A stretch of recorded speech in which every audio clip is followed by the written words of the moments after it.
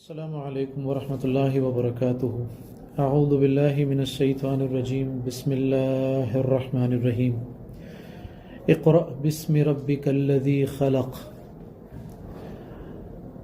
سب سے اہم ترین فریضہ حصول علم، اتنا اہم فریضہ ہے کہ اللہ تعالیٰ نے سب سے پہلی وحی میں اللہ کے نبی صلی اللہ علیہ وسلم کو اسی حوالے سے یہ ذمہ داری دی۔ سورۃ الجمعہ کی جو آیت ہے جس میں اللہ کے نبی صلی اللہ علیہ وسلم کے کچھ ڈیوٹیز کا ذکر کیا گیا ہے، وَالَّذِي بَعَثَ فِي الْأُمِّيِّينَ رَسُولًا مِّنْهُمْ يَتْلُو عَلَيْهِمْ آيَاتِهِ وَيُزَكِّيهِمْ وَيُعَلِّمُهُمُ الْكِتَابَ وَالْحِكْمَةَ۔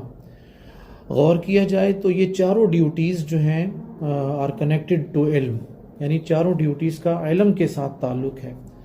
تو علم کا حصول ایک بنیادی فریضہ ہے، اور اگر ہم موجودہ دور کی طرف دیکھیں تو موجودہ دور میں جس طریقے سے چہار اطراف سے ایک مسلمان کے عقیدے کو ہٹ کیا جا رہا ہے، اس کو عمل سے دور کیا جا رہا ہے، اور اس کو فلسفے میں فلسفیانہ شکوک اور شبہات میں الجھایا جا رہا ہے، اس اعتبار سے میں یہ سمجھتا ہوں کہ علم کے حصول کے لیے، علم کی نشر و اشاعت کے لیے ہم جتنا زیادہ ہو سکے ہمیں یہ خوبصورت کام جو ہے کرنا چاہیے۔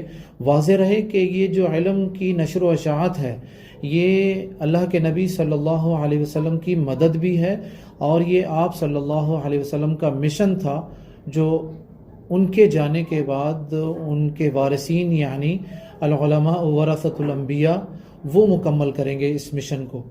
تو علم کا حصول ایک بنیادی اور اہم ترین فریضہ ہے جو ہم میں سے ہر ایک کو حاصل کرنا چاہیے۔